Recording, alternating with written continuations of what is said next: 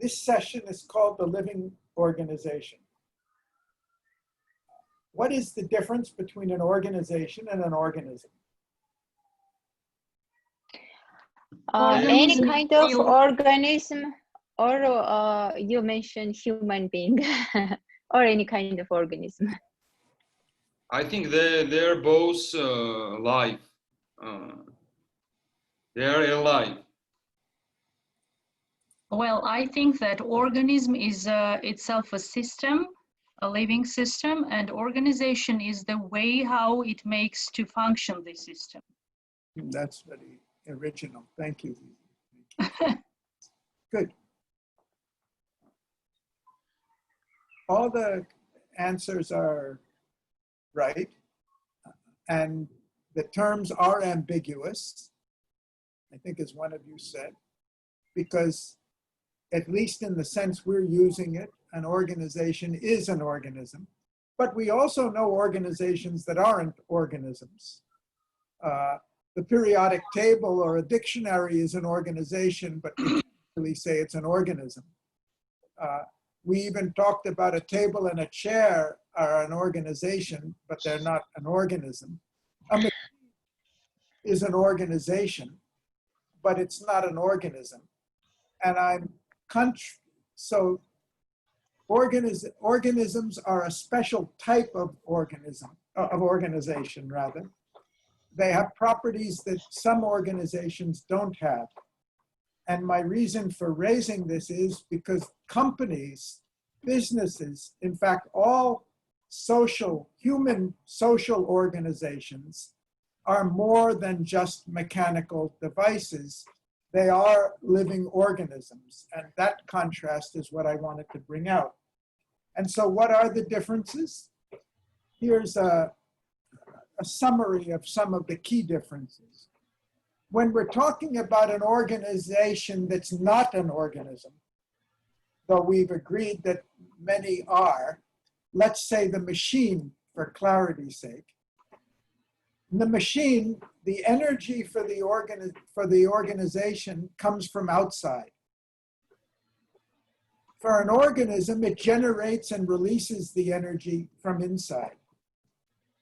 An organization, a machine only starts working when you turn on the switch. An organism is self-motivated, self-driven. The initiative comes from inside. A machine is an assembly of parts, but an organism is not an assembly. You can't take apart the thing and put it back together. Everything grows together and is integrated with everything else.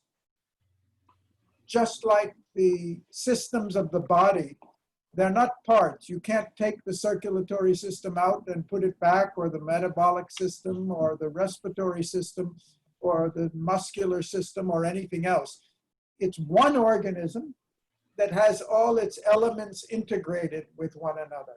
Whereas in a machine, you can take out a part and put in a spare and replace it. So we're talking about organizations that are organisms, that are living, integrated things, yet we often talk about them and even think about them as if they're just machines and we can replace this thing with that thing and add something else to it and that we expect it to work. And the theme of this lecture is the difference between a conception of a business as a series of parts and a conception of it as a living thing. We talked about the elements of organization, kind of like the anatomy of what an organization consists of. We talked about the external objective elements and the subjective elements. We talked about the 5 engines. But now we're going to talk, if that's the anatomy of the organization, today we're going to talk about the physiology of the organization. We're going to talk about what gives it life, what gives it energy, what gives it dynamism, what enables it to grow and develop, and all. These are complementary ways of looking at it, but I find this, to me, is perhaps the most important idea to understand. When we're dealing with companies, you're not dealing with a machine. You're not dealing with something that can be simply looked at, analyzed, weighed, measured, put in a part, take out a part, replace it with another part, and expect it to run. It's something alive. And as we said in the first lecture, organizations have the capacity to multiply results, just like a machine, a mass production machine can produce so many cell phones or anything else. Organisms have the capacity for self-multiplication. And companies do produce things. Factories do multiply things. But what we're talking about is how they multiply themselves, meaning how they grow. Machines don't grow themselves. Machines help make something else. But organisms not only produce things, products and services, they also grow themselves. And that's the dynamism, that's the physiology that we're going to look at in this lecture. So the starting point for this, the characteristic is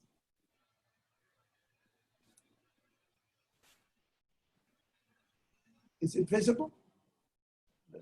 The next slide is not visible. We see the same slide. Why it's not happening? Got some, now it's good. Okay. What we're talking about is a process of energy. That the energy of an organization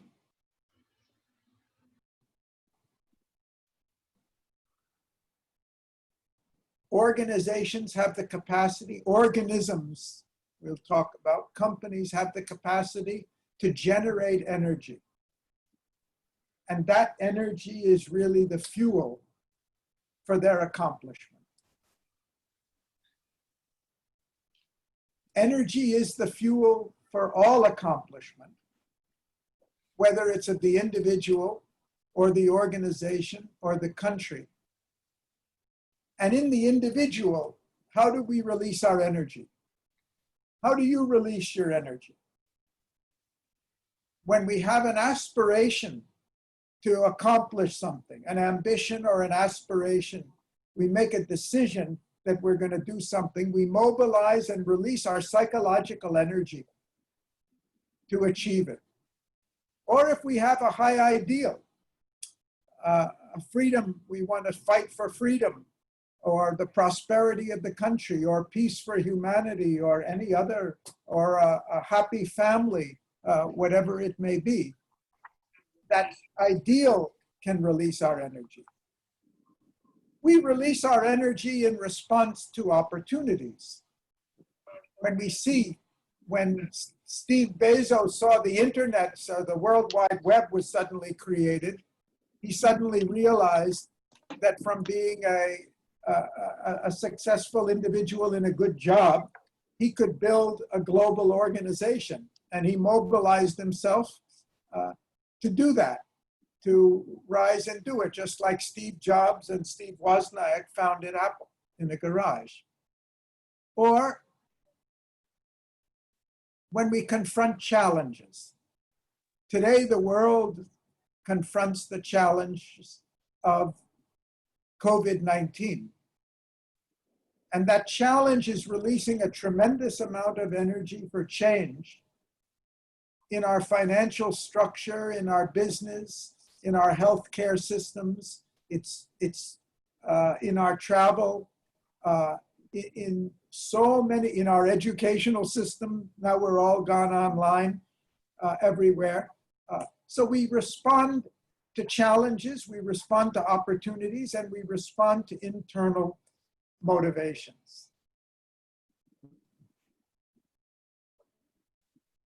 Every interaction, every human interaction with our environment or with other people has the potential to release greater energy. Every salesman knows when he meets a customer it's up to him to release the energy to evoke the interest and commitment of the customer.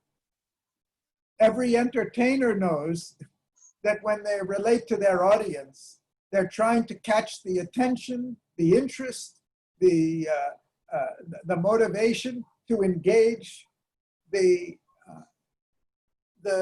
audience and energize them by the interaction. And this is true in relation between a mother and child, between man and wife, or anything else. Every human interaction has that potential. But there are many interactions which are become so mechanical, so routine, so repetitive, that they seem to have no life in them. They're just as well a machine could have done it as a human being. And if you see the flight attendant who has to travel and work very hard and long hours on flights and has to receive every guest as they come on the plane and greet them and say, how are you? Nice to see you and everything. After a while, my partner once talked to a flight attendant on one of the flights, and she said, after hours, the cheeks are aching from using the muscles so much to try to smile at everybody, that it just becomes a mechanical gesture without life to it. It's just a hi, how are you, and all. It becomes lifeless. And when organization becomes lifeless, when people are simply doing the routine in a mechanical way, the organization yields the minimum results, because it's the energy that drives growth.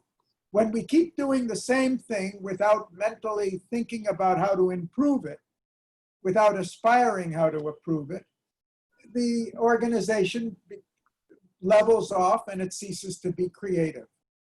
When the next customer that comes in, we're not really interested in them. Oh, not another customer today. I wish they'd just leave us alone. The sales fall off. So this is a universal principle, and it's a fundamental principle for accomplishment for us as individuals, for companies, and at wider levels as well. So how about individuals? Vani, you're going to talk about this? Oh, yes. Thomas Alva Edison said, genius is 1% inspiration and 99% perspiration. Hard work and perseverance were his traits that brought in success. Edison was always filled with energy that he could work all day and sleep just for 3 or 4 hours a day. He conducted 3,000 experiments to perfect his light bulb filament, and over 15,000 experiments to get the batteries right. So his energy reflected in the company that he built. General Electric, which was founded in 1890s, is still one of the most valuable company in the US. Similar to Edison, we can see that Winston Churchill, who was the Prime Minister of Britain during the Second World War, was a high energy person. He single-handedly stood against the powerful Germans, and he also gave his courage to the people to fight against them. He was also an author who wrote 43 books in 72 volumes over his lifetime. He channeled his energy into endless hours of work, and his productive work routines are so well known now for his day-to-day operations. Only an energetic person has the drive to pay attention to details. In our course, we have read about Thomas Bata, who walked into his tanneries wearing a white glove, looking for dirt in the machines.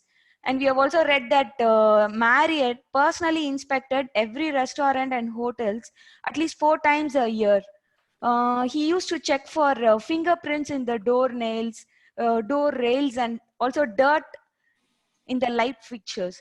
Only a person with energy can pay attention to details. A person with high energy has a penchant for action. We see this very clearly in sports. Michael Jordan, Messi, Ronaldo, they are all high energy people who are able to achieve a lot.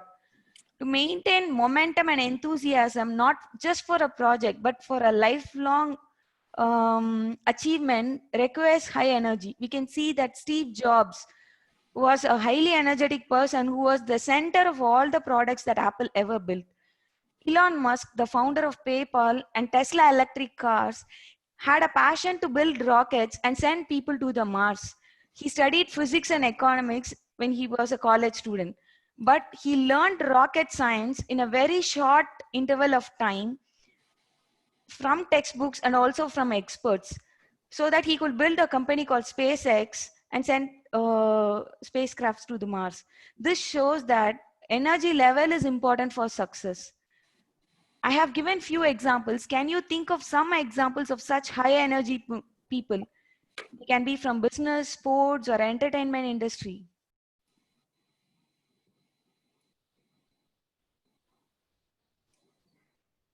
Politics, science, the great scientists, the great mathematicians, in every field, this is universal.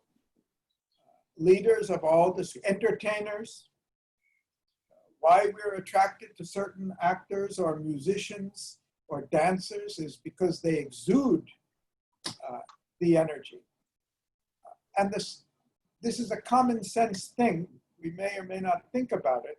When you're near a high energy person, you feel that energy and you feel energized by it. That's why entertainers are so effective. They communicate an energy and awaken in us. What we don't realize is that it's true of companies as well. It's true of countries as well. How about that? Janani?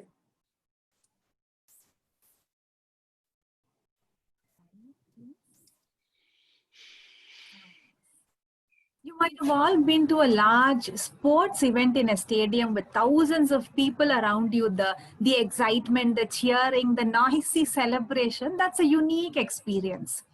Now imagine if that feeling that you experience when you're part of a happy, excited crowd is there in an entire country or a region, when the entire society is full of that energy. There have been various times in history when such a condition existed. For example, this was seen in America when people started to migrate there in large numbers in the 19th and 20th centuries, mainly from Europe. Many of these people, they were leaving behind in Europe, poverty, famine, a class-based society. And they found themselves in America where they were free of many of the constraints that had bound them earlier. There was a vast expanse of land available which they could buy, and hard work and merit were rewarded. It did not matter what your status or your family background was, social structure, it was not rigid. There was no king or aristocracy.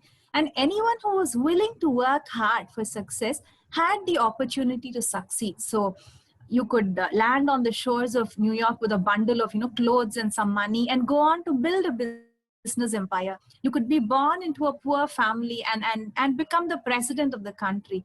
So such a kind of society, it was naturally full of energy. And we have seen this happen in different parts of the world at different times. It happened in East Asia in the 1970s.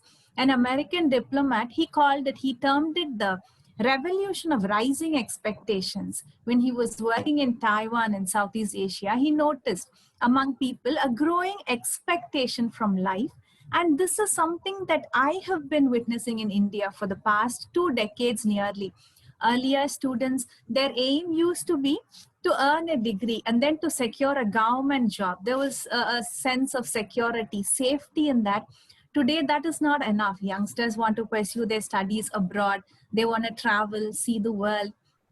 They no longer, they no longer seek the security of a salaried position. They want to become entrepreneurs. They want to venture. They want to provide employment to other people. So there is this visible change. Now we all feel we can set our own rules, set our own standards, and even determine our own future. it will be very interesting to hear from all of you any change that you perceive in Georgian society today. Are things changing from the time you were in school till now? Do you perceive that change as a sense of energy, of aspiration among you, your age group, people younger than you? Jenny, Your- well, thinking, I'll just comment that when I came to India the first time in 1971, what was called Madras then, now Chennai, was a big city by any definition, but it kind of reminded me like a big village. The amount of activity and energy, it was a slow moving place with people were not in a hurry. There was not that much activity going on, though there were a lot of people. Today, it's a metropolis. Today, not only that the traffic is jamming the streets, but everybody is jamming the shops. There's activity everywhere.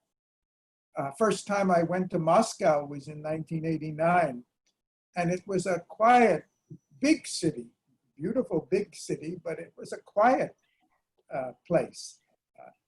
Today, the amount of energy and activity, my first visit to Tbilisi was only about 2.5 years ago, so I can't judge. But if you think, if you think how it was when you were growing up, when you were younger, how it is today, what that difference is. All over the world, societies are more energetic today. There's more activity today. We are more interactive today. We not only physically move more, but the amount of communication we have with each other, the speed with which things are moving, the amount of exposure we have to the rest of the world, all of these are energizing factors. If you have any impressions to share, please do. Well, we feel the same, actually. From what it's been when I've been at school, it's very different, especially in Georgia, especially this city, because we've lived in 90s when everything was stopped, absolutely everything, and now Tbilisi is considered one of European cities. You can't really distinguish from European cities, this city. So throughout these 30 years, the energy has been really, really extensive. Exactly. And with it, and that's where prosperity comes from. That's where growth comes from. That's where the dynamism, innovation, creativity come from. It's so basic and it's so fundamental to life, but it's interesting we rarely think about it. We think about the technology. We even think about the organization. But without the energy, we don't get, or technological innovation, we don't get the, I mean, if you've ever been or to Silicon Valley, the place is just high energy, not just physically, people are moving fast. They're mentally energized. They're constantly thinking and striving to how to, not just Silicon Valley, it's true in other creative centers as well. But this is a characteristic of human accomplishment at every level, from the individual to the society. Great. Now let's talk about companies. Srijit?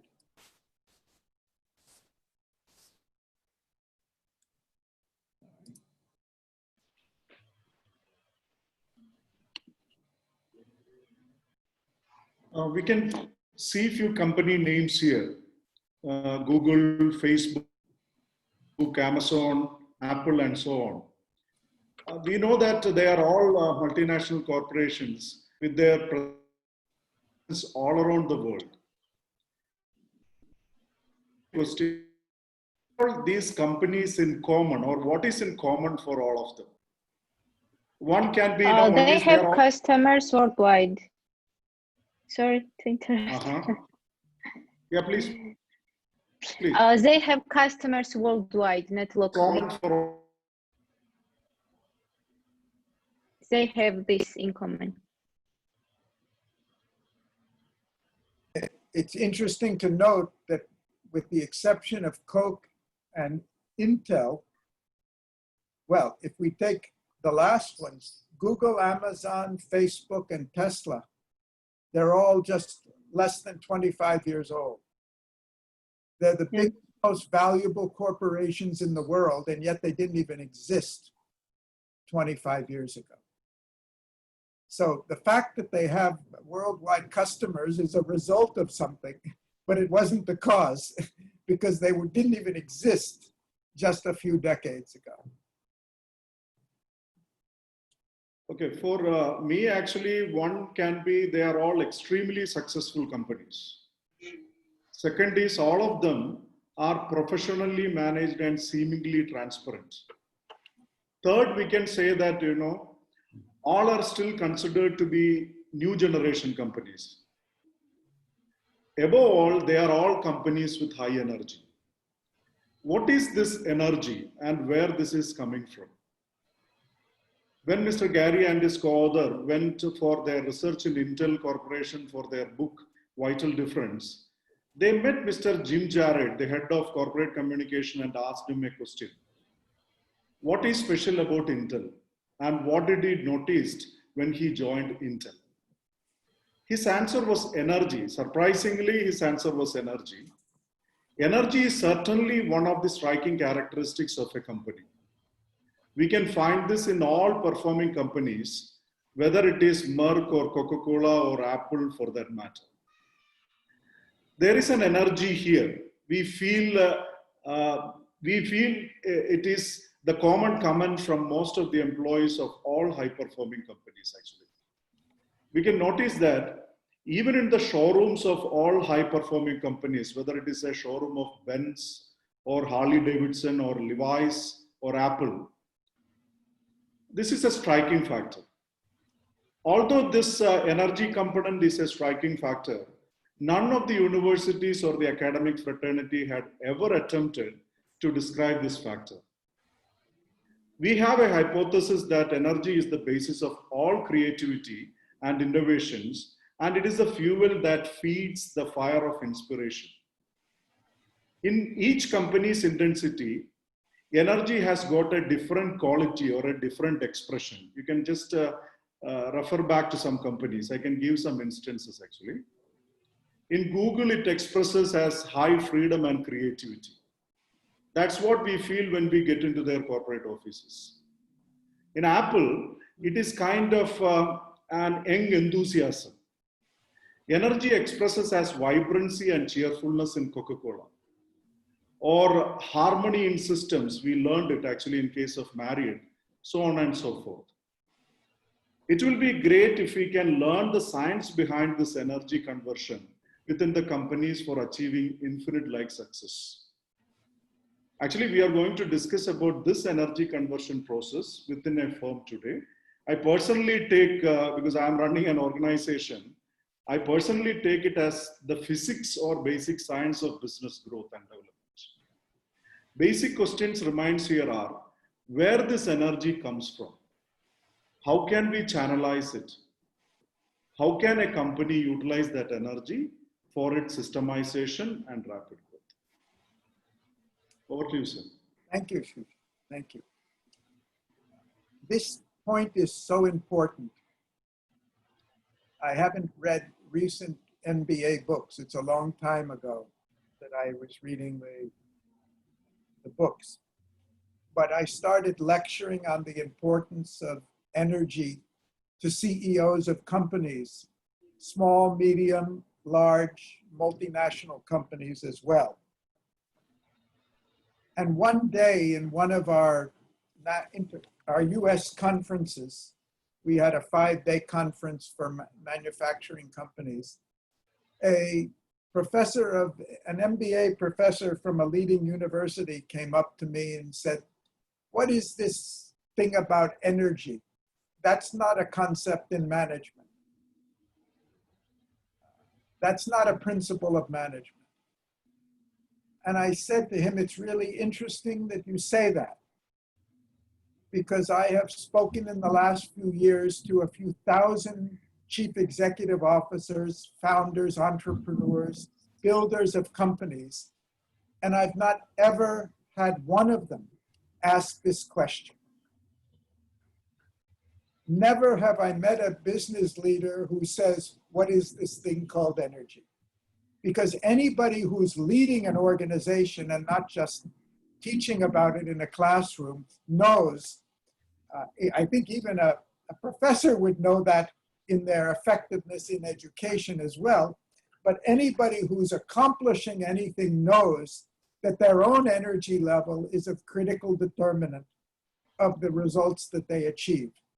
And for a businessman or a salesman or a negotiator or whatever it is to go in there day after day after day and grow and improve their business and win and satisfy customers, energy is the absolute minimum requirement. I would say most essential requirement without which high performance is simply not possible. And since then, not only I've talked to so many companies, but I've been into and done consulting work for so many companies in different fields in different countries. And when I go in there, the first thing I try to sense, I don't look at the financial statements. I don't ask them about their sales and their cash flow and the money in the bank. The first thing I try to sense is, what's the energy level of the people in the organization? That tells me more accurately what this company is and how and what it's achieving and what it can achieve. And one question, please. Yeah, I have one question. How do you measure? Yeah, so I had same question. Is this energy measurable? Good question. Very good question.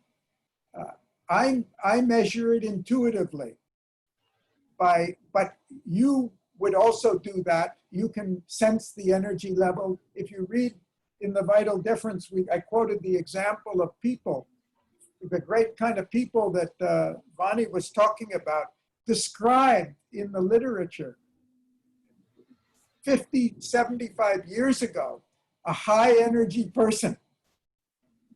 Even though it's not a management concept, whether it's a political leader or a business leader or an entrepreneur or somebody like Edison, you can feel it. You can feel it not only in an individual, you can feel it in a company as well. But the energy level improved, can be it improved? Absolutely. Maybe because some people are just born without high level of energy. Very good question. I want to go back to the first question about how you measure it. When I go into companies, I don't ask companies to take my intuitive perception of their energy level and say, oh, I rate you only 3 or 7 or whatever it is. I ask them to rate it. I ask them to rate themselves. And I start with the top management of the company, from the management team, CEO to management team, and then go down in the organization and ask them to rate the company. And I've never had a company that said, we don't know what you're talking about and we don't know how to rate ourselves. And we don't know where the energy comes from or who the high energy person is or which departments of our company are energetic and which are not. And if you see in the book, I asked you to read the chapter, I think it was the chapter on corporate energy, or we're going to ask you this week, I forget. You'll see I've even given a very simple questionnaire which we've used to rate the energy in a company. Now, even these things are subjective measures. It's not something we can measure with a thermometer or a pressure gauge or something like that, because it's not a physical variable. It's a psychological variable. But when you get the vice presidents of every division or the corporate heads of different divisions together and you ask them to discuss this, there's usually very little quarreling. There's very little disagreement about how they rate their own department or their own division or their own company compared to others. It's not a scientific quantitative measure, but it has a real truth, profound truth behind it. When I go in, and I will tell you about a couple of examples. I think I mentioned one already, but when you go into a company that's losing money, when a company has been going down, especially for long periods of time, the most striking thing about them is not their organization. It's not the systems. Some of the old companies have excellent systems and everything. It's the energy level is so low. I once worked to turn around one of the oldest English largest newspaper chains in India, which had been there from the 1930s. It was once the largest. And in the 6 months, the first 6 months there, the most difficult job I had was to keep smiling, because every time I met somebody, I felt the energy going down. I had to try to energize them and encourage them and to think about what they could do rather than complain about what they couldn't do. It took 8 months before we began to see the energy coming out, the enthusiasm coming out, the new thinking, the new initiatives, the new attitudes coming out that finally turned them around from a very, very serious position. So this is not just a metaphor. This is something very, very real. Now, Sophie, you asked about, I've answered you, companies that do recover, that do build up, they do it by restoring that energy. Can it be done in individuals? Well, we're going to have a special lecture on the individual. That's one of our key lectures. How do we manage our own energy? If you're a sales manager, you have to manage the energy of your sales staff. If you're a salesman, you're trying to energize your customer. If you're the head of an athletic team, you have to motivate your team members. It's all about managing energy, but it's also true we have to manage our own energy. And we'll come back to that. But I think you can guess my answer is yes. We'll look at it much more. How do we manage our energy individually? But let me go now. All right. So these are the conclusions. This is a very important conclusion of this lecture and of my experience in business organization. Achievement requires high energy. There's no exception to that. But high energy itself does not guarantee achievement, does not guarantee high achievement.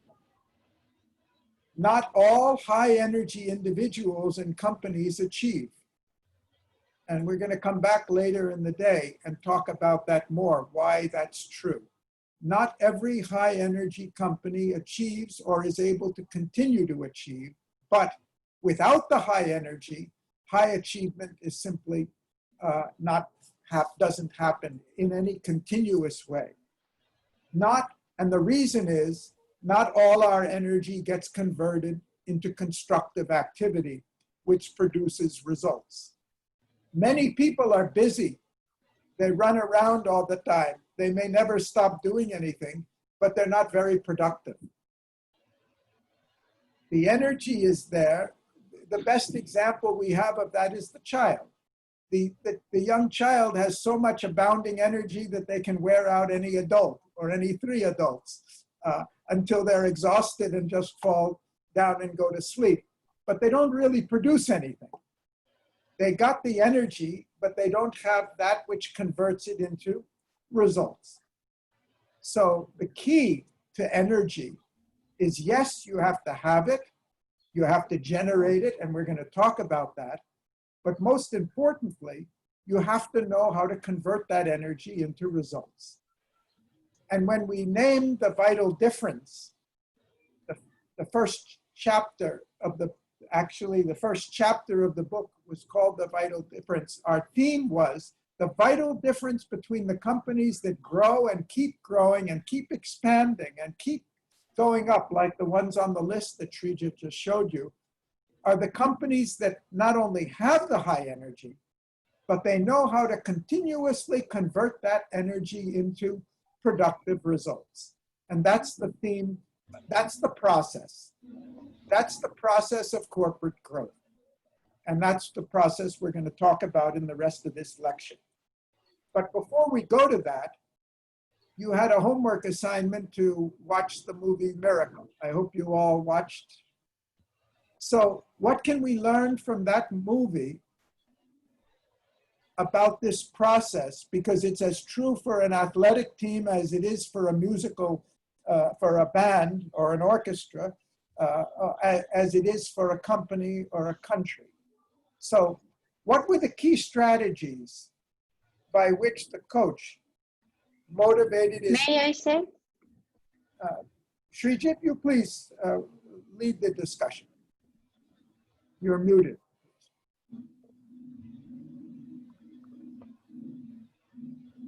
Yeah, we want to hear from you all actually. You know, it's just a question I am just framing to all of you to discuss.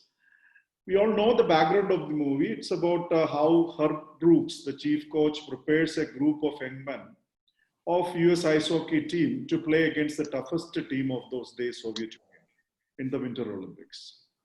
Herb's vision was to win the gold itself and not in compromising with any other position like getting into last 8 or last 4. We can also notice that the training he offered was primarily psychological in nature. He was building a character for all teammates and a winning attitude to his young boys. On the course of action, they have all picked the higher values of mutual trust. And I don't hear from them. I thought that was the idea. We were going to hear from what they had to say. Yeah, now can we discuss for next 10 minutes about the key strategies you noticed in the movie with which the coach motivated his team to such an extraordinary achievement of winning Olympics gold medal? We can hear from all of you. Somebody wanted to speak. I didn't notice who it was. I want to speak about strategy seen in this movie.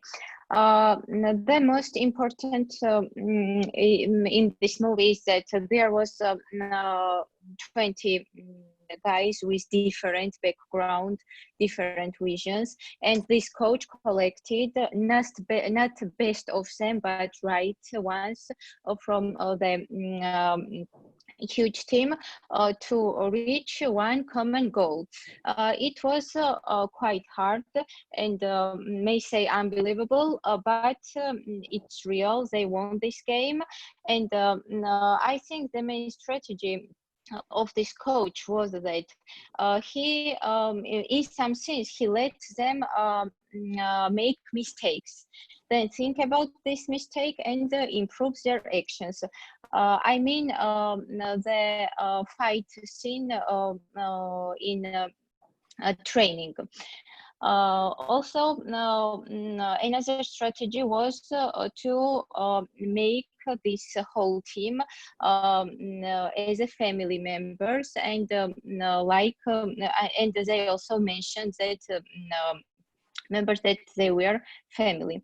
This was the main goal, I think, of coach. Thank you. May I add? So the coach, this Herb, as they were calling this, Herb Brooks, by putting the higher ideal inside of the team, they were all playing for USA, and there were the moments when he's asking them, each of the player, like, who do you play for? And they name just their universities. And then there's one moment when after the game, like he makes them to like exercise on the ice ground until they are just, you know, lying on the ground very tired. And then one guy says that we're playing for the USA.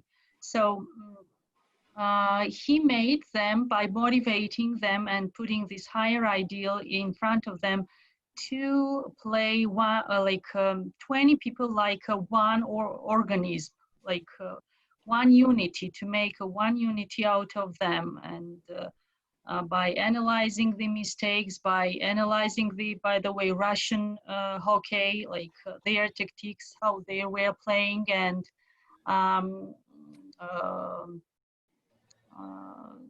teaching and practice the team to play with that tactic and to be the attackers. And by the way, like to take example from the opponent's game tactics and to play with the same rules. Actually, this was his tactics, and to play like the champions, not just the ordinary players of hockey, because ordinary people go nowhere, as he once said during the exercising. Sophie? Want to say something? I sometimes forget to put the microphone on. Zizi said many things that I also wanted to say. I agree, of course, with Zizi and Anna, but I also want to add that the coach used his personal failure, career failure, to transform this energy of this failure and use it so that he became successful coach. So, Sophie, if we go back to what I said about energy can be released by difficulties, by challenges. Yeah. His frustration 20 years earlier in not making the team, he was the sixth, Yeah. he was the 21st person, Yes. stayed with him as a motivation. And in the opening of the movie, when they're asking him, when the Olympic Committee is asking him, say, look, we want a reasonable performance, at least get us into the last 8 teams. And he said, no, I want to win the gold. They were frightened by the idea. Yeah. Don't be ridiculous. Nobody's going to win the gold with the Russians there. You've got a bunch of youngsters who have been going to play together for 6 months. They're average 21 years old. The Soviets are really professionals because they didn't have any commercial pressure. They've been together for 10 or 12 years. They're at the peak of their professional expertise. And not only individually, but they've been working together for 12 years. And I don't know if you caught it, but in the movie, this is actually a factual story. Of course, it's been romanticized by Hollywood, but the facts are there. Yes. But just before the Olympics, or during this time, the Soviet team played the US All-Star team of the professionals, of the top professionals in the US, and they beat them. They beat the best players in the world, probably. But they were their team, and he expected. There's a lot of reasons why all-star teams don't work. I think that's actually universal, and it's not only for that particular movie and particular hockey. Because in the beginning of the film, when they're picking out players, I think he was coaching with him. The other guy, I don't remember his name. He said that they were missing some of the best players, and the answer was that we're not picking out the best players. We're picking out the necessary players for this. So it depends on strategy, not only to have a best performer, but also know what type of person they are and what they'd be suited for. So that's also like how to systemize your organization, to make it work perfectly. He understood what they want is not the best players, they want the best team. Yeah, they want the right players to make the best team, not the best players, yeah. Very good, exactly. Yeah, right. All good answers. Anything else? Anything we missed? Srijit, anything we missed? You're muted again. I want to add again.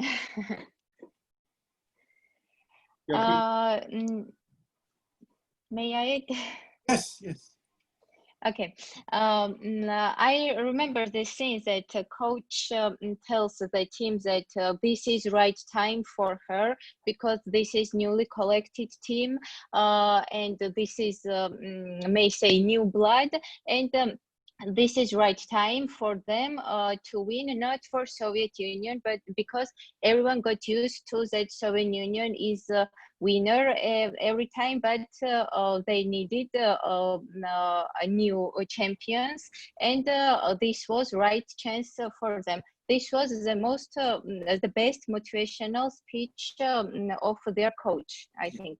He said, you may, if you play the Soviets 10 times, you might lose 9 games, but today you can win. Yes, right. You can. Right, agree with Anna, and he emphasized this like it's now our time, it's now our turn to win. Yeah. And this was the leader, the coach, bringing out the energy, raising the goal, inspiring them, convincing them, motivating them, but doing a lot of other things. It wasn't just motivation. They worked very hard to get to this point where they could win once against the Soviets. And one of the problems of very good professional teams is it's very difficult to keep winning at the top. You can win once or twice a championship in a row. It's very difficult because the motivation, the hunger to win is as important as the capacity to be good. And there's always somebody who wants it more than you do, especially when you've done it once or twice. And therefore, they come out with the energy to do it further. Great. Okay, you got the spirit of it. I hope you understand why we wanted you to see this movie for this discussion today, because it really shows not only the energy, how important the energy is, but there's a process. And we're going to discuss that process, and we'll come back to the movie after a short 10-minute break. Okay. Okay? Okay. Okay, talk to you later. Okay, 4:15, or not 4:15 your time. Whatever it is. It'll be, what, 2:30? 2:30, right? 2:30, yes. What's the correct time there now, Zizi? Now it's 2:33. 33, so 2:45. 2:45, okay. Thank you. Thank you.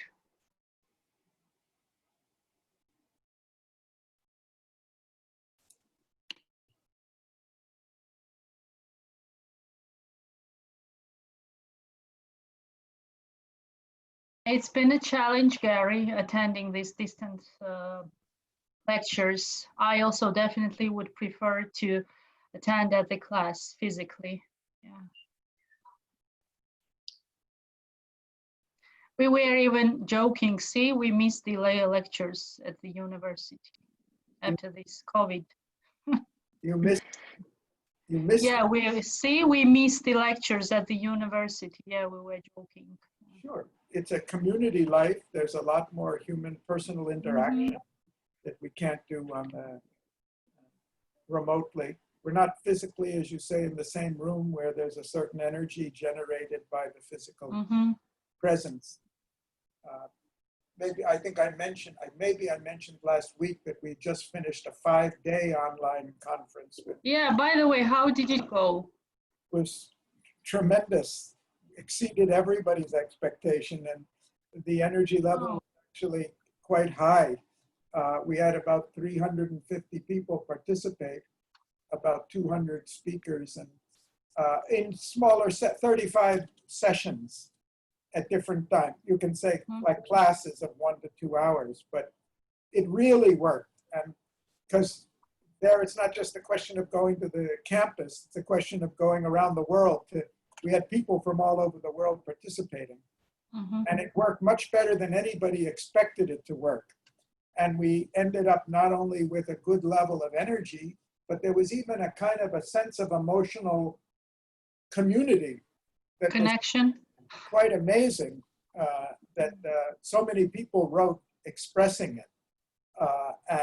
But I know that I also know physical conferences where the energy can go down too. You can easily get to sleep. One of the advantages we had maybe was we managed the time better than we often do in physical conferences because things are more.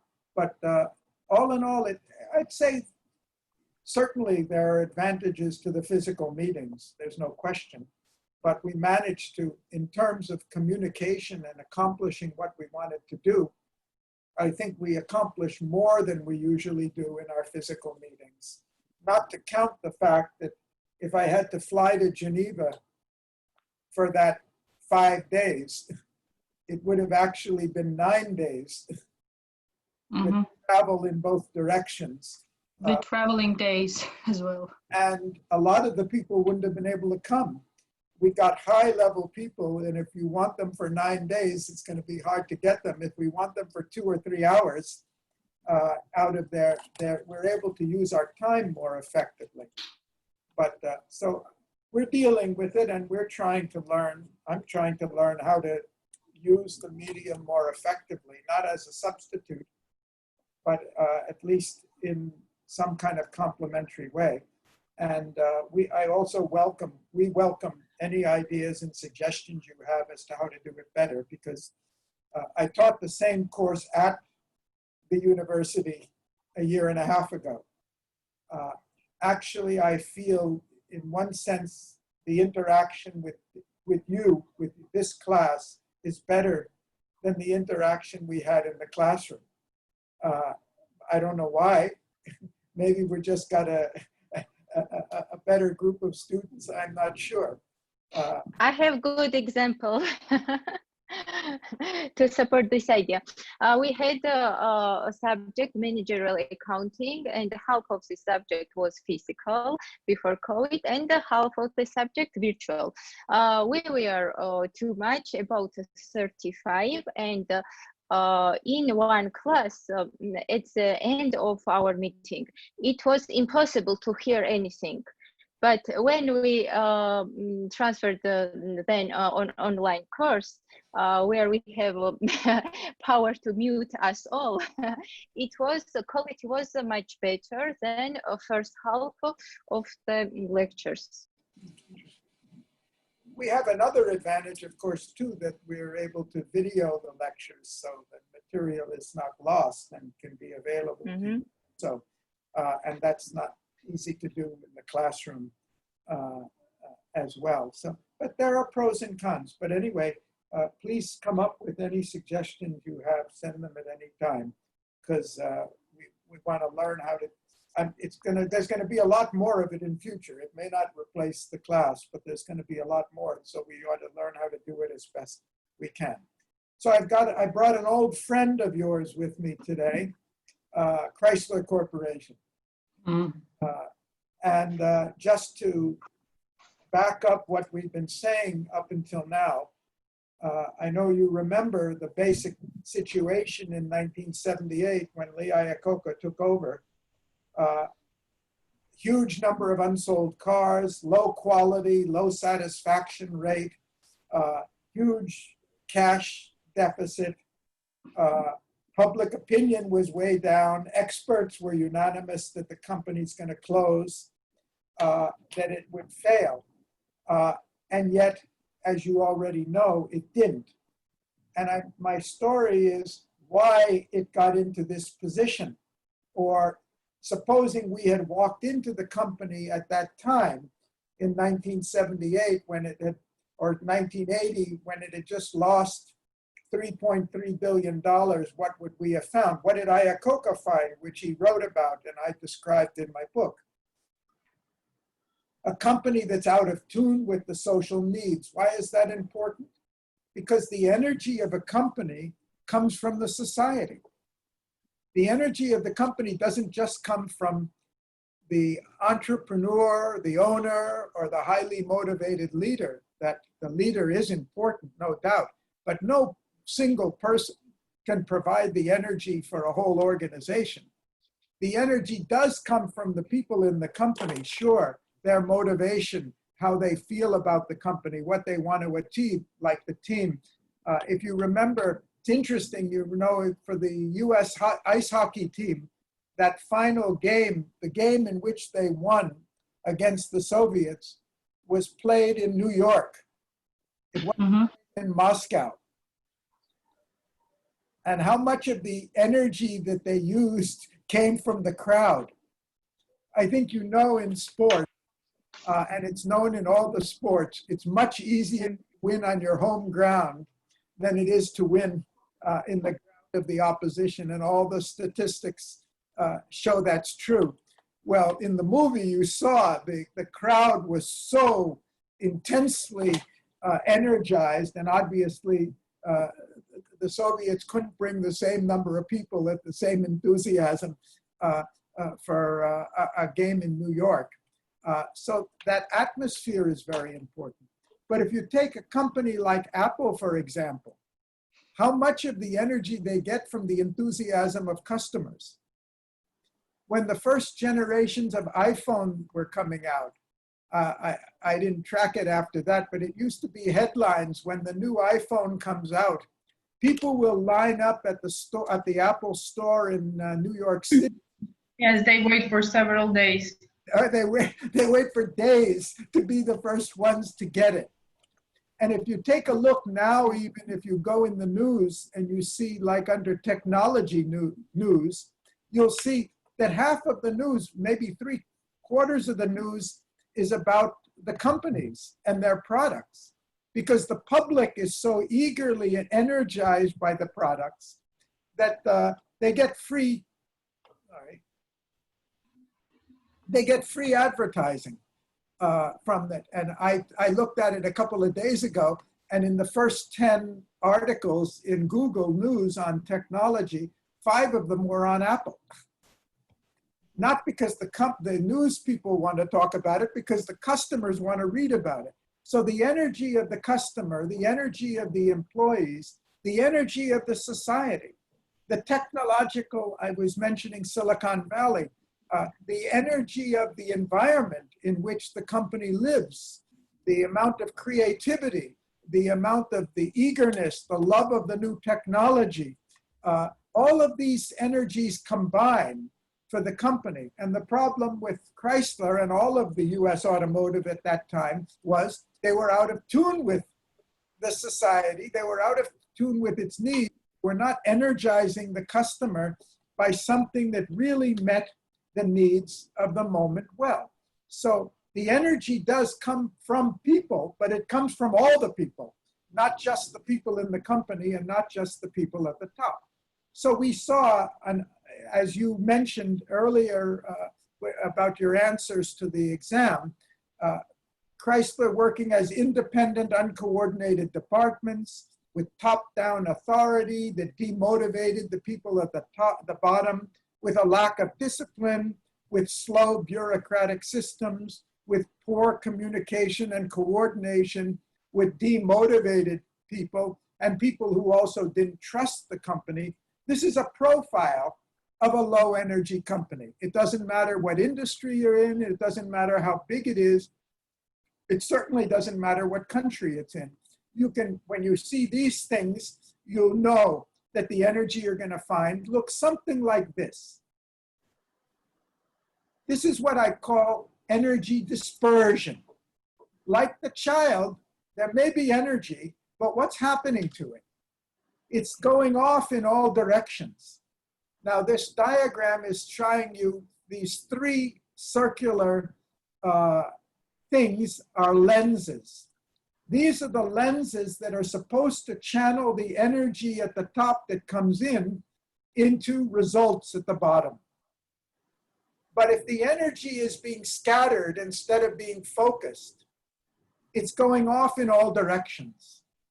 So the first lens, I call the lens of direction. We're going to talk about it. How far is it focused? In the story of Miracle, Herb was really clear. The goal is not to be in the last 8 or the last 16. The goal is to win the gold. And I don't want to settle for anything less. We saw the conflict between the team players who came in competing with each other because some were from Minneapolis and some were from Boston. And you already told how he got them to the point where they say, I'm from Team USA, to build that sense of a collective identity. He had a strategy. He had a clear strategy. We have to not play our game. We have to play the Soviet game, and we have to play it as well or better than they play it. That's direction. The second lens is the lens of organization, which is what the whole course is about. How well do we maintain discipline? How much do we give the freedom that people need to have, the discretion they need to have to release their energy? How effective are the systems? How good is the coordination? How good is the accountability? And so forth, and many other things. And what it showed at Chrysler is energy's going off in all the directions except the one we wanted, going down. And the third lens is the lens of people, the individual, the attitudes and skills of the people. He found people were burned out, they were discouraged, there was high turnover. We had the wrong people, the right people in the wrong place, or the wrong people in the right place. Morale was very low, and the results were very low. And so I asked a question. In a company like this, when you see something like that, what type of results would you expect to get? And I go into companies and I ask them to evaluate themselves on questions, exactly these questions: their energy level, their direction, their organization, and the skills and attitudes. And it's remarkable how much consensus there is.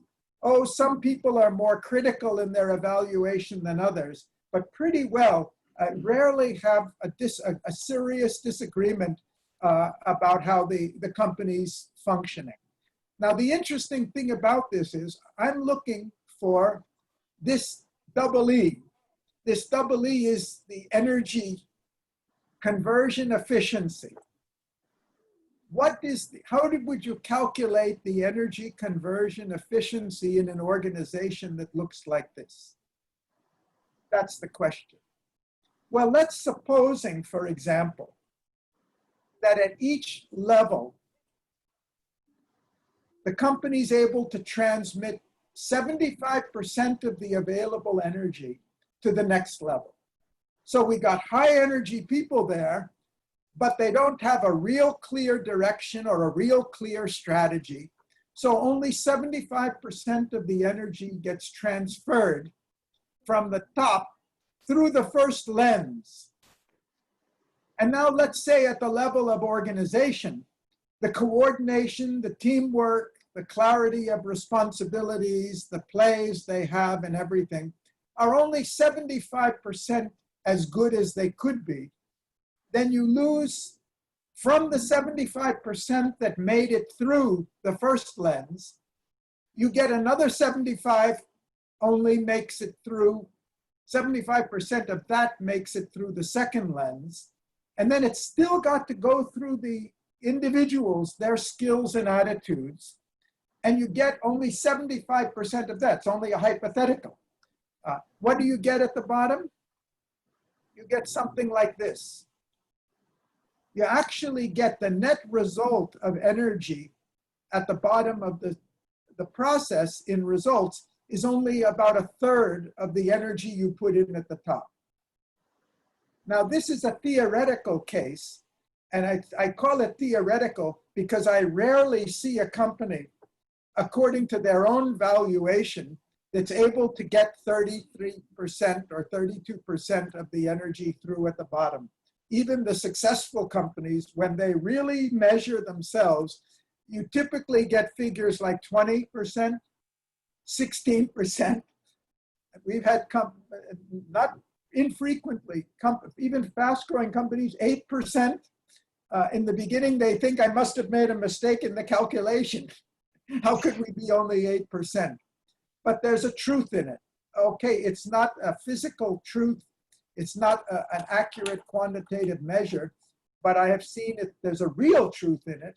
And the real truth is seen that if you change the way the energy flow and the energy process is going in the company, to the extent that these numbers go up, the results go up, invariably. The quality goes up, the speed goes up, the productivity goes up, the revenues grow, the profits go up, or losses turn into profits. So it's a subjective measure, but it results in objective results. So this is the process of energy dispersion. And our goal is, how do we convert that into energy conversion? That's what this process is all about. We all have some of our energies utilized effectively, some of it is wasted. In an organization is more difficult than an individual, because we not only have to decide for ourselves what we're doing, we have to coordinate with ourselves, we have to coordinate with so many other people as well.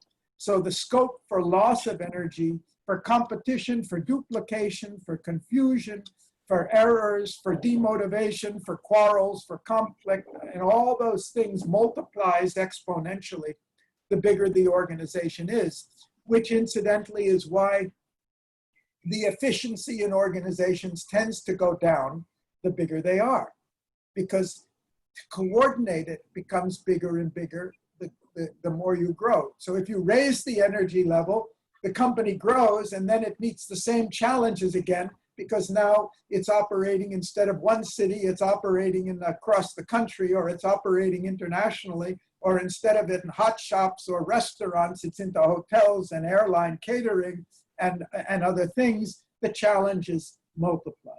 So this is the process I want you to think about as we go through for the rest of the afternoon.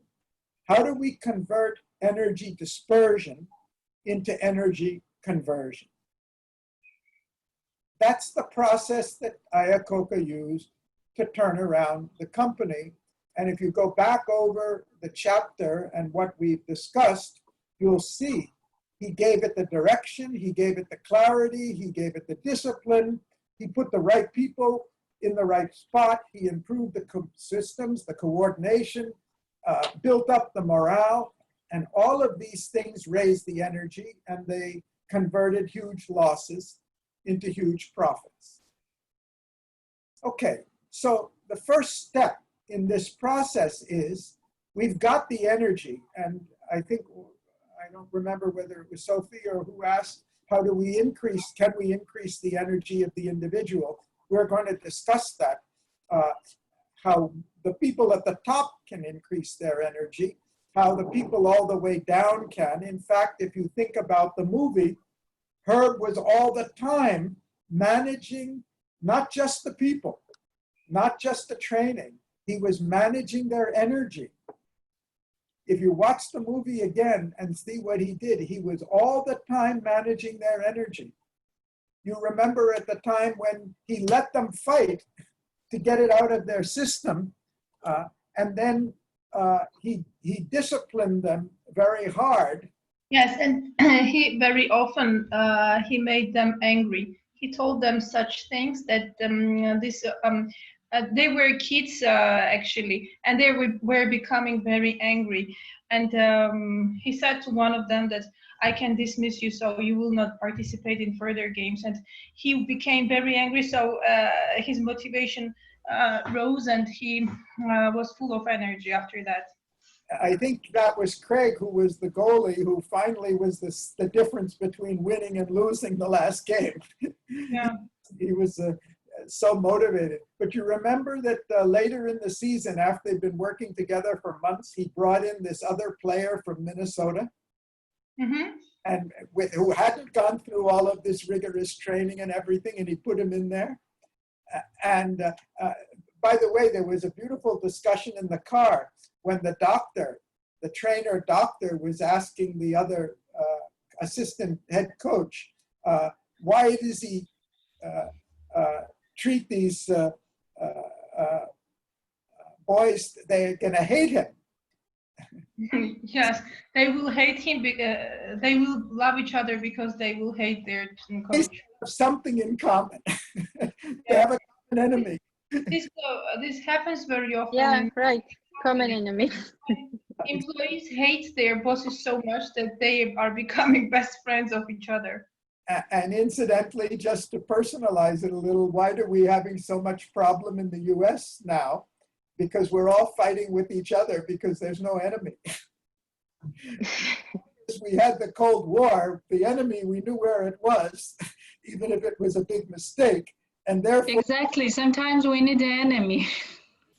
common enemy. Now we're all hating each other, and we're only quarreling about every conceivable thing within the country. And we've got a leader who plays on that and fosters that conflict between us, not to get us to hate him, but to get us to hate each other. He destroys he does energy dispersion in the country, and you see how everything comes down as a result of it.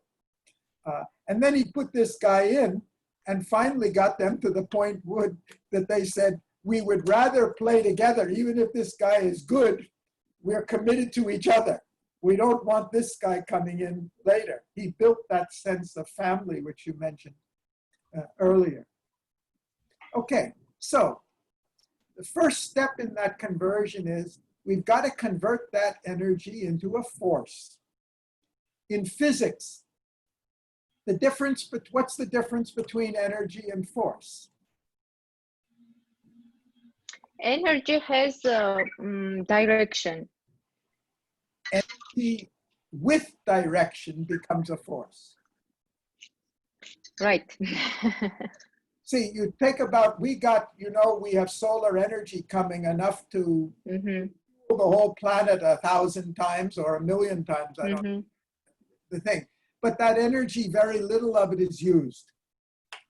Before we have solar energy anyway, the energy that's used is grabbed by the plants for their growth through photosynthesis, and we take that energy and consume it, and we get energy for food. But we're using a tiny fraction of the energy. And how do we get that solar energy? We focus that energy on collectors and channel it through a process. But the first thing we have to do is give it a direction. And that's what Herb did. Yeah, go ahead. We can manipulate on this direction to use in a better way, not Absolutely. Better way. The clearer the direction is. Herb gave that direction by saying, I don't want to be in the last 8, in the final 8, I want to win. He was very clear about his goal. He was very clear about his strategy. I need not the best players, but the best team.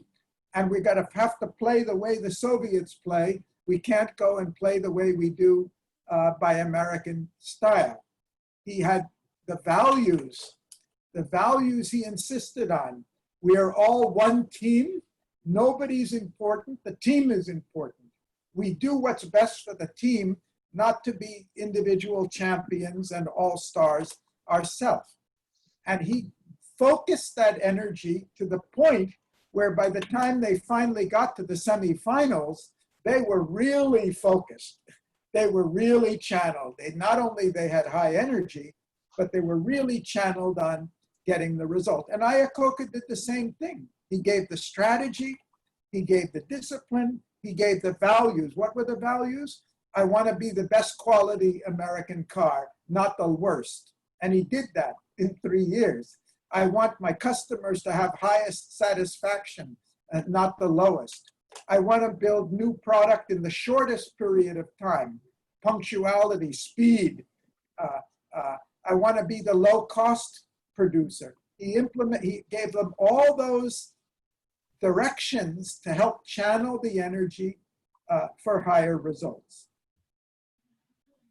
And then, but energy is not enough.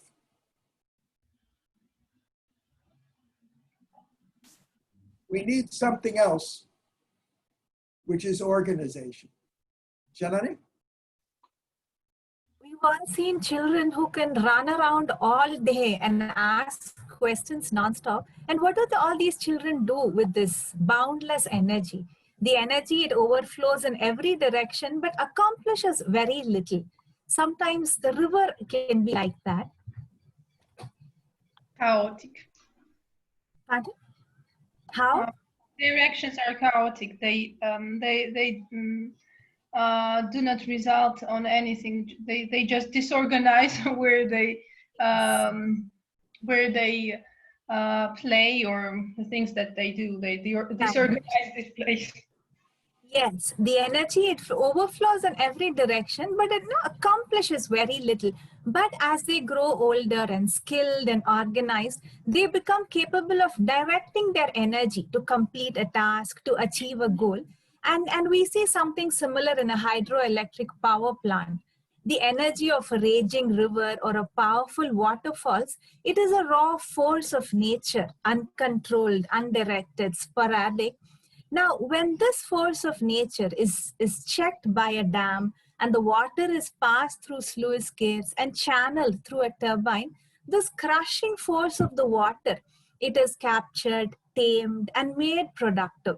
So its kinetic energy is converted by the turbines into electrical power. Now, this gives us something that we can use. The electricity, it can be directed through a network, delivered over long distances to houses, offices, factories, and used to power all kinds of appliances and machinery. A similar process can take place within companies when the available energy in the company is harnessed by organization, controlled by authority, and directed to work through systems and skills. Then the desired goals of the company are achieved. And the greater the energy collected, the more effectively it is controlled and directed, and the more coordinated and integrated the systems through which this energy passes, the greater is the productivity of the organization. Great. And just one point, Janani, you said it, but emphasize it. The water in the river, even if it can be used, it can only be used at the river. But the organization enables them to take the water from the river wherever it is, or the wind power wherever it's generated, or the sun power wherever it is, and through systems to distribute it to a point far away, like in a city where there's no water or river. The systems enable us to apply it not only how we want, but where we want, in the most efficient way, down to the smallest engine. Great. Go ahead. Now, all of this describes something mechanical, but we have seen that right in the beginning of this session also, that an organization is also an integrated, a living organism. A machine responds to instructions, but an organization does not merely operate efficiently. It came out so well in our discussion about the movie Miracle a short while ago, how the same set of people can bring about an unexpected victory, not because they have learned a new skill, but because they came together as one living being. The players, they are continuously adapting to their environment, to each other, and they constantly motivating and influencing each other. And this is just what we heard from all of you a short while ago when we were comparing online classes with the physical classroom experience.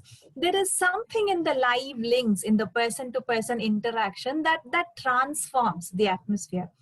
In an organization, it is the same thing that happens. The live links within the team or the company, it magnifies the energy as it is transmitted. The dam that we just talked about, it's an efficient mechanism, but in a company, there is much more than efficiency. We have the creativity that comes from human interaction, the capacity to release fresh energy, to multiply the results. So organization channels energy, but because of the people and the live links, it also magnifies that energy. This is an important point, which we didn't bring out so much with the direction, because to simplify things, I showed the diagram of energy at the top, going through the lens of direction and being channeled into the organization, and going through the lens of organization and being channeled to the people. But that's a oversimplification, which Janani has addressed here, because actually, if you get the lenses right, they not only efficiently direct and channel the energy, they multiply the energy. And that we have the best example is from Miracle, because when Herb says the goal is to win and not to be in the last 8, it brings out the goal, brings out more energy from the people. When he creates that sense of family feeling, it brings out more energy. This is a living process. In describing it, we're describing it in words, and it loses some of its vitality. This will be really real to you when you see it in your own life, personal life or organizational life. If you lead anything in any area, you can see this is not a metaphor, it's not an analogy. This is real. This is really the way things work in life. If you're a sales manager, or if you're a political leader, or if you're a military leader, there are very famous quotes. Napoleon said that the subjective qualities of the army, the motivation of the army, the morale of the army, are as important as the physical armaments, the number of people, and the positioning on the land. In War and Peace, there's a beautiful line from Tolstoy about the spirit of the army.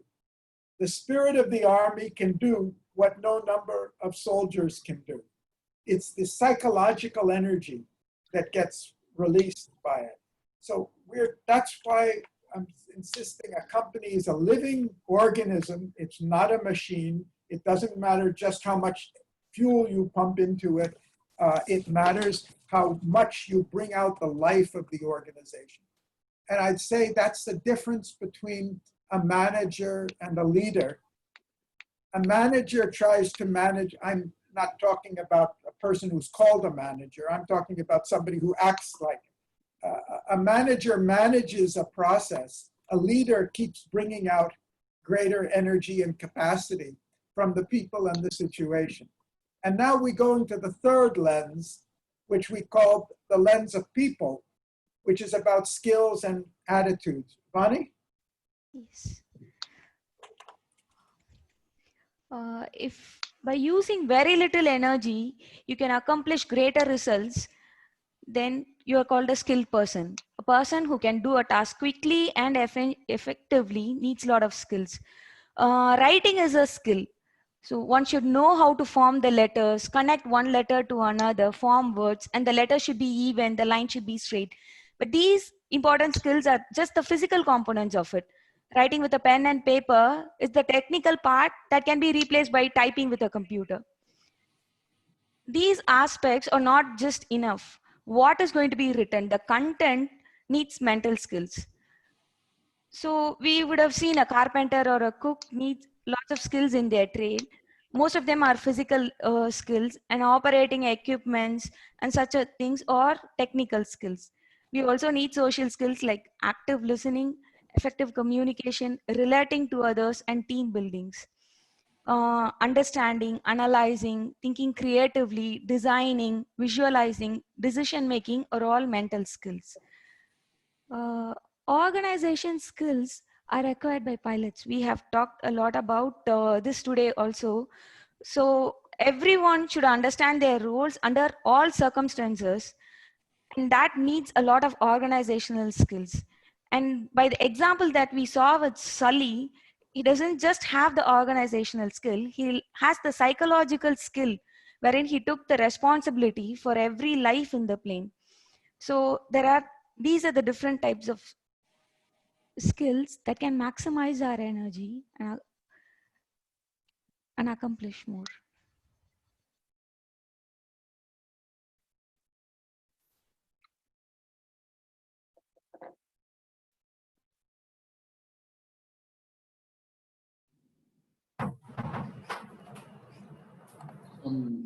I think some connection issues with Okay. Okay. I was just wondering about correlating those high energy individuals with this energy. You know, who will come under which category? All the sports people you mentioned, I think, would come under physical. Physical, and there can be different layers also, like just by writing, you need physical skills and also mental skills. And some of them might be social skills. There are also certain people who can transform one skill in one component to the other, like the artists, especially the singers in a band. They start with singing one genre of songs, but they quickly learn and they can transfer their skill to another capacity. I would like to learn more about the musicians from Georgia. We have been reading a lot about Georgians, and they have been very, a lot of them are becoming worldwide famous now, a lot of recognition in US and Europe. No, actually not residents of Georgia. There are some Georgian not nationals. They're by nationality Georgians but live in UK. For example, Katie Melua, you may have heard about her. But I don't know any Georgians who are famous abroad, singers or.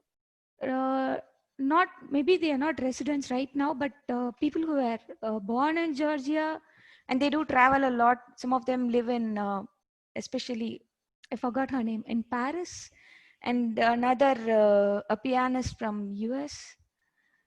We have actually a Georgian pianist, Elisa Volkwadze, who lives, it's been a while, she lives in Paris. And another one is Fatia Buniatishvili.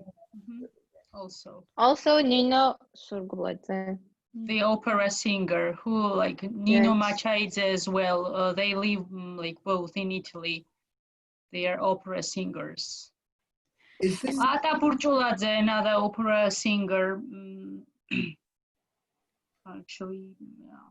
Is this idea clear of how skills organize energy? Yeah. Yeah.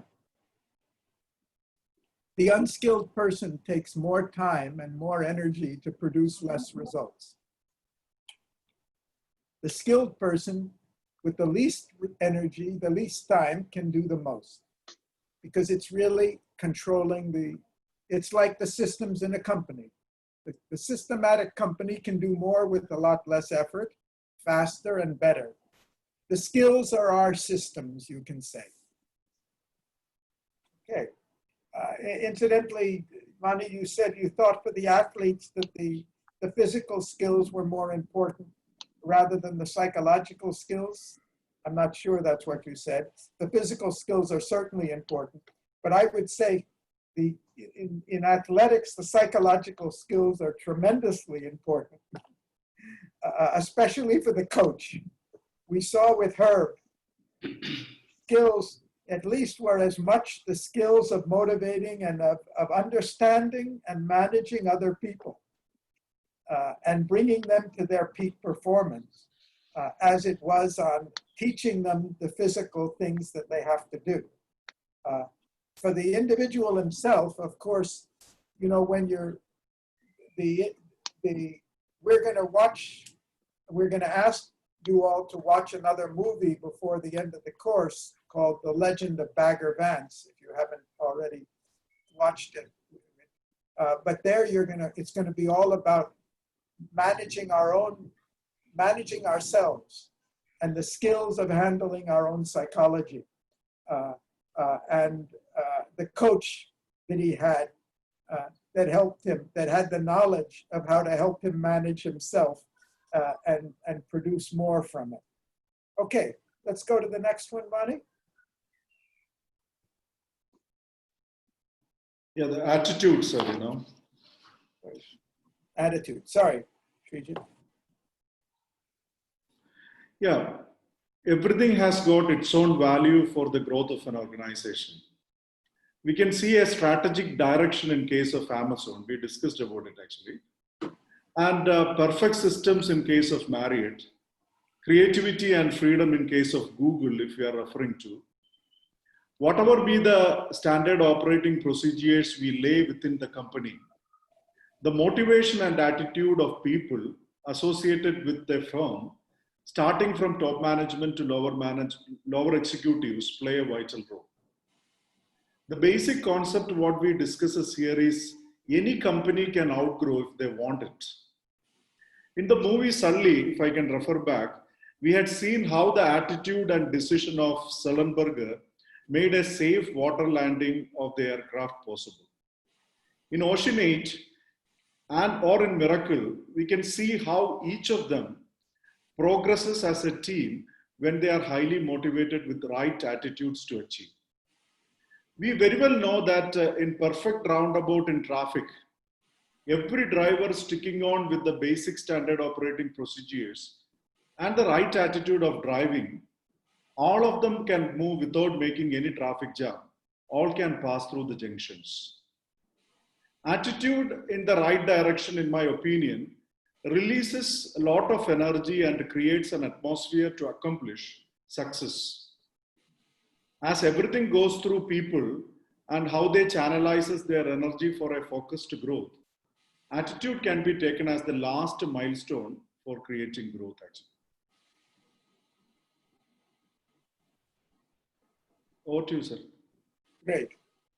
And we see it in Miracle so powerfully that it was finally the capacity to manage their attitudes and to keep them at a peak for one more minute in the game makes the difference between winning and losing. For Sully, the pressure he was under for that, 210 seconds to make life-determining, life-saving or life-destroying decision. What was the importance of his sense of responsibility in weighing that the easiest thing he can do is follow whatever the tower says, because then he's not responsible, even if the plane crashes and all. But even in succeeding, we see, even when he succeeded in saving 155 lives, he was still being held responsible and accused or blamed as maybe he did the wrong thing. It's so much easier to do what's expected of you than to have that attitude that really saved the people. So I just want to say we're really talking all these things together. We're talking about the ideas that give us the direction, the organization of our activities, and the way we manage our individual skills and emotions inside are all part of a single process. That's not the way we learn it. That's not the way we think about it. But when you look at high performance, all of these things will be there. And when you look at low performance, like we looked at Chrysler, you'll see all of these things are missing, or many of them are missing, even though the objective situation may look very good. In Chrysler's situation, the objective situation looked terrible. It looked like a hopeless case, but he knew what to manage. He managed the direction, the energy, the organization, and the attitudes and skills, and it completely reversed itself. Okay, so we looked at energy dispersion. Now, what does it look like when you get it right? A theoretical model, supposing you could get 100% energy transmission. You can't get 100% energy transmission because when you try to approach 100%, energy goes bigger and bigger and bigger. It becomes multiples. It's not 100%, it becomes 200% or 300%. We saw it in the movie. You could feel it with Miracle. The energy they put out at the last was not 10% or 20% greater than what they put out when they played the Soviets the first time. It was double. The emotional energy was double. It multiplies. So these are the three lenses again. The energy that comes in by the vision, goals, plans, values, standards, and we're going to come back to values because it's so important in this whole thing. We'll take a separate session on it. It channels that energy into a force. That force passes through the organization, the structure and systems and all of the aspects of organization, the elements that we discussed, the freedom, the authority, the communication, the coordination, the integration, and it channels it as power. The way Janani talked about the hydroelectric power plant grabbing the raging energy of the river and converting it into a productive power. but it's the skills and attitudes and motivation of the people, of every individual in the organization that's finally gets through. I forget what it was that there was in one of the companies I worked with, he hired a new receptionist. It was a pretty big company. And he hired a new receptionist and he interviewed the receptionist for 1 hour. And somebody, and at the end of the hour, he hired her and she said, you know, you're a big company, you have a lot of employees. I'm really surprised that you spent an hour talking to me. And he said, look, I spend a huge amount of money on advertising. I spend a huge amount of money on my inventory, on my training of people, on my systems, my ERP systems and everything else. But when the customer calls on the phone, who do they speak to? They speak to you. If you don't have the right attitudes and the right skills, all of my money can be wasted. All of the opportunities can be wasted. You're important. And of course, that's not just true for the receptionist. It's true for everybody. It's true for the cook in the cafeteria who can demotivate people by making a food that doesn't taste good, or anybody else at any small point in the organization.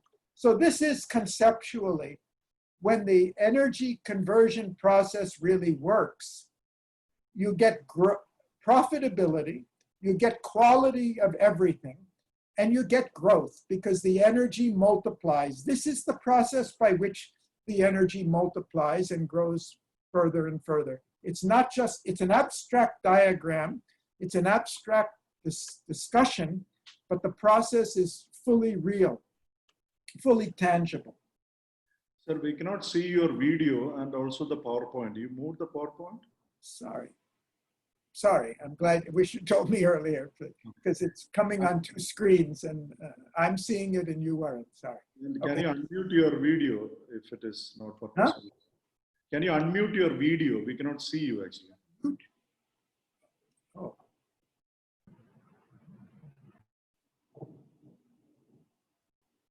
I don't know how it went off. Okay, sorry. Yeah. Okay, so this is the process. Any question?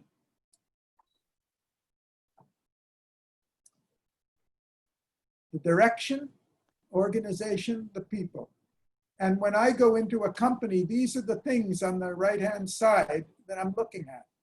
How can you increase the energy, the vision, the mission, the clarity, the goals, the plans, the strategies, the values, the standards that we talked about? Greater freedom, greater authority, better systems, better communication, coordination, integration, skills, attitudes, motivation. If you can, these are the things that a leader has to manage. If you manage these, performance always goes up. It doesn't matter what the market conditions are or other conditions are, even in desperate straits. Okay. Any question? Simple, right? Simple common sense, right? Simple and familiar. I can link all this theory to my working experience. That's really what I want, and I'm really happy. I don't want to make this sound complicated. I don't want to make it sound like higher mathematics or nuclear physics. I want you to realize it's a life process. We all know this. Yeah. We all know it, but this is not what we're taught. This is not often the way we think. But that's why when I talk to successful CEOs or people in any field, and I say this, they say, of course. But the ones that aren't successful, they don't realize what's missing. They feel it's a shortage of money, or my people are not the right people, or we have the wrong technology. They don't understand. These are the things that are under their control. These are the things we really have to manage. Other things we have to work with what we have. And given all the limitations of what we have, when we work with these things, you convert an ordinary team into a champion by that process, by the living process. Okay, questions are welcome. Otherwise, I want to take one more point before we close today. My first book, The Vital Difference, which you've been looking at, was a book about companies that were highly successful, not just for short periods of time, but for decade after decade after decade. It doesn't mean they're immortal. Sears became the largest retailer in the world for 70 years. Coca-Cola is arguably the most successful beverage company in the world for 100 years. They were founded around 1920. Certainly in the top of the list, most admired corporation in the food industry in the US year after year, and very profitable. Intel in the microprocessors, Apple is getting a little older now. We think of it as young, but it's now already 45 years old. The second book was about fast-growing companies. Companies that are growing really fast. What we did was, in the US, we have a magazine called Inc. Magazine, which focuses only on the fastest growing companies. And every year they publish a list of the fastest growing 100 public limited companies, private limited companies, and so forth. And these are companies that sometimes are growing at the rate of doubling every year or tripling every year. One of the companies we went into, in 5 years, they grew from $1.5 million to $150 million. And that was already 40 years ago. That's not very fast by today's standards. Companies grow a lot faster. But when we went into the fast-growing companies, we were trying to compare them with the older, long-time sustained companies to see, is what we learned about the success of sustained success valid for the fast-growing companies? And what we typically found in the fast-growing companies was this.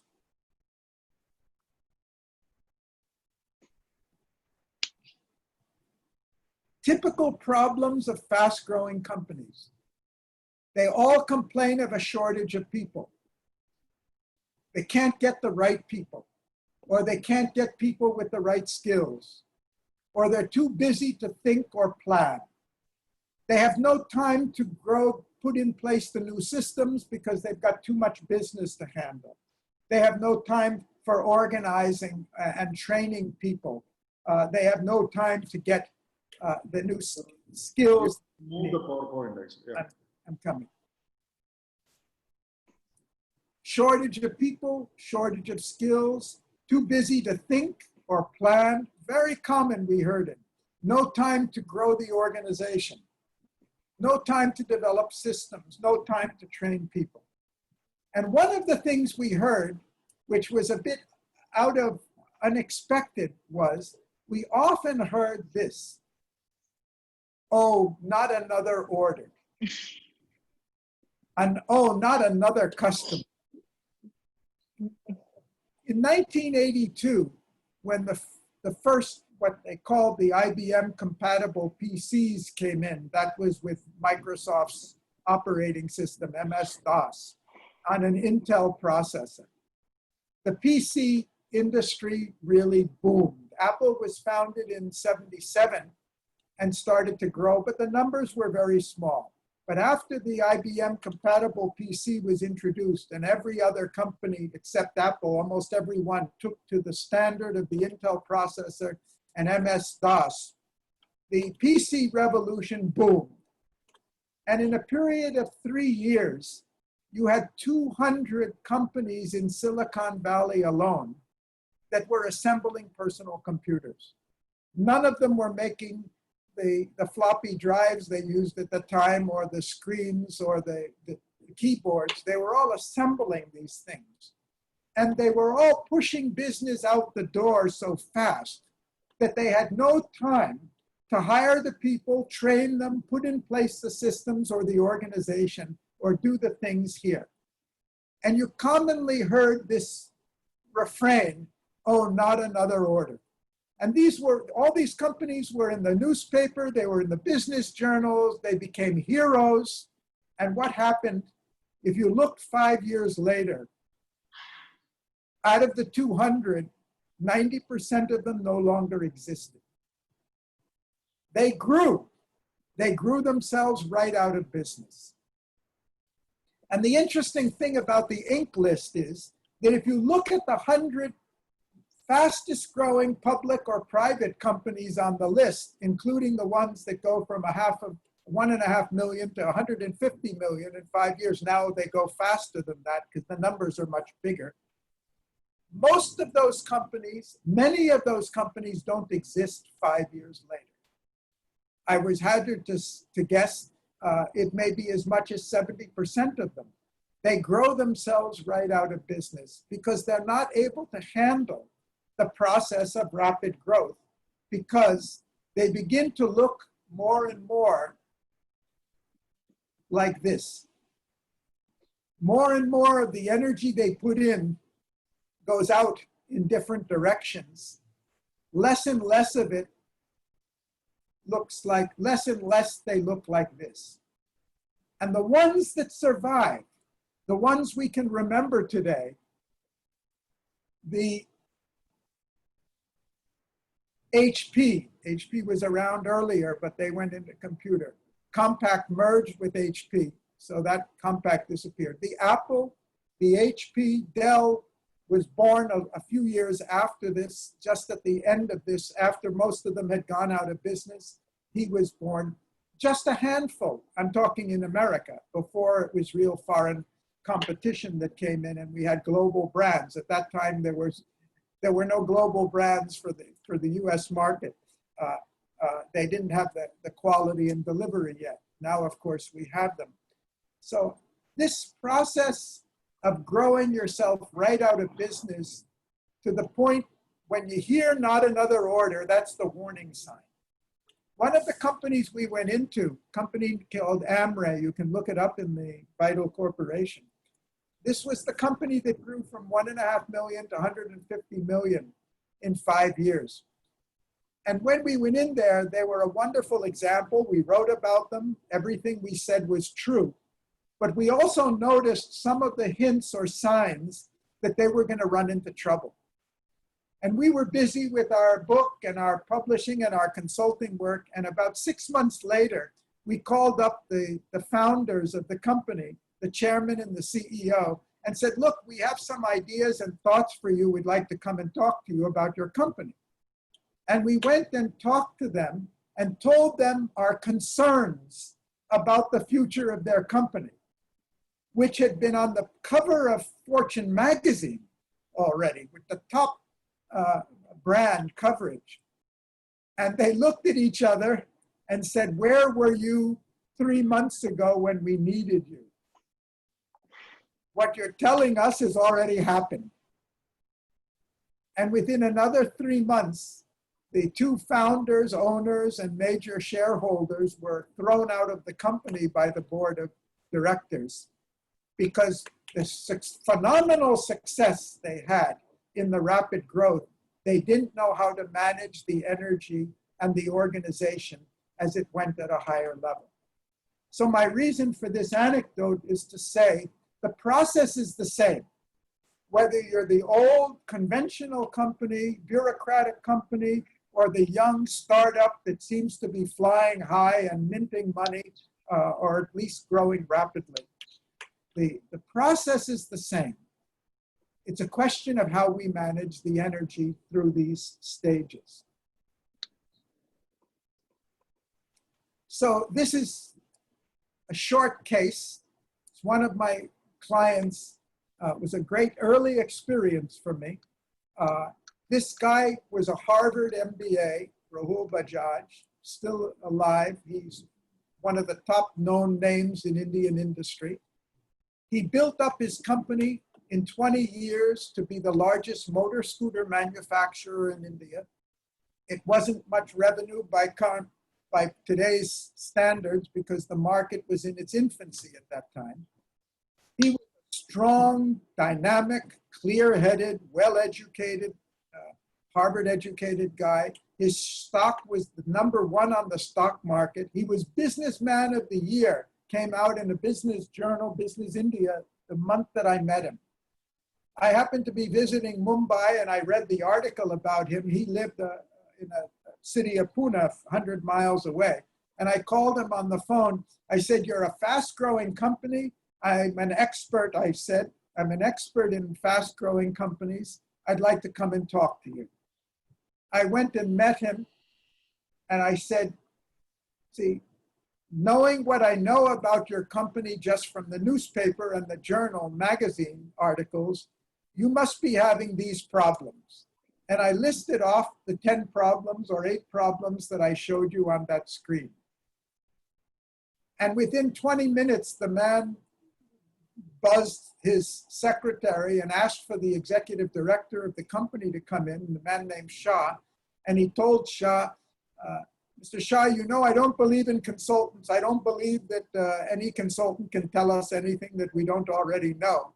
But this man seems to know everything about our company. He knows all our secrets. He knows all our problems. So they hired me to do a study. And we did a study. And I should say at this time that this was the time when the US was, India was trying to liberalize and let in foreign companies to get in the latest technology. And 20 new companies came in from Japan, Korea, and Italy to compete with Bajaj. And the prediction of all the experts was that in a year or two, Bajaj will lose half its market because he couldn't possibly compete with the latest technology and manufacturing techniques that the Japanese had. And what happened? We gave him a study, a report with 130 recommendations of how he could improve the performance. Essentially, what we were recommending is how he could improve the energy conversion at all levels of his company. He said he accepted all the 130 recommendations without a question and would implement them. And in the next 3 years, he tripled his profits. Already he was considered a high performer at the peak of efficiency, tripled his profits. And since then, or in the next 25 years, his revenue grew 138-fold from 38 million to 5 billion. I'm saying this even when the best performing company, even the company that's at the top of the industry, these are the same problems they have. The best performing, because growth itself is challenging. Growth doesn't just require money and energy and good product. You have to be able to build and expand your operation while you're flying, while it's moving. It's tremendously challenging. So the process is universal, regardless of the size of the company, the industry, or the country in which it's there. So this is what we wanted to cover today. We've got about 5 minutes left. Any questions, comments on anything we've discussed?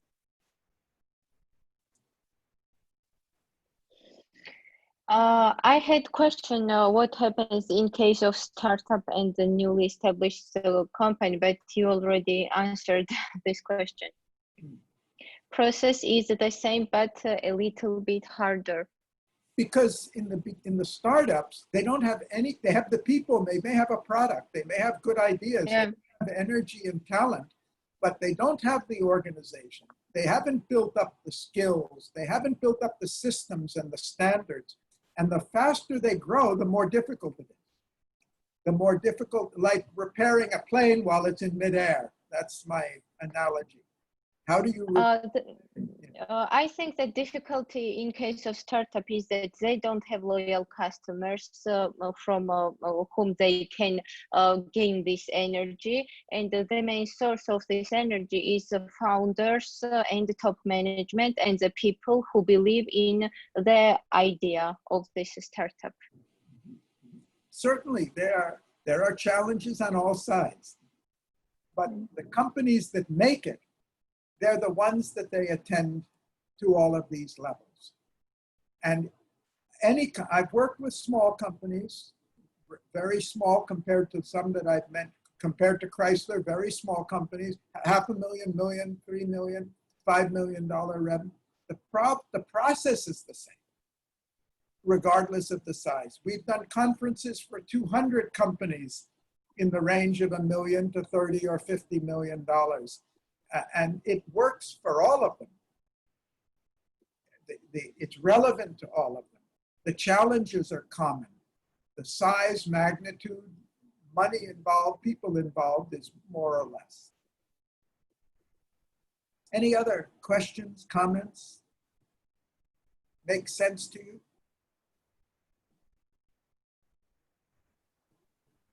We're going to come back later and talk about this process. How well are we running this process in ourselves? How much are we releasing our own energy and our own potential? And how effectively are we using it? And the role of skills and attitudes in our performance as living organisms as well. It's the same process. We're working at the global level now, mentioned in the conference, worked at the national level in India and other places. It's the process for the country also. How effectively does it release the energy, utilize the energy, give the skills and attitudes necessary for success? It's a very energizing process to see how much untapped potential there is, even in the best, most successful companies. And I hope I'll have time, maybe next lecture, to tell you about my experience with one of the top performing companies in the world at that time, as to how they also saw that there was so much more they could do. Okay, enough? Then, final slide. No movie this week, but you can always go back and watch Ocean's 11 again and see that the whole process is there in Ocean's 11 or in Sully.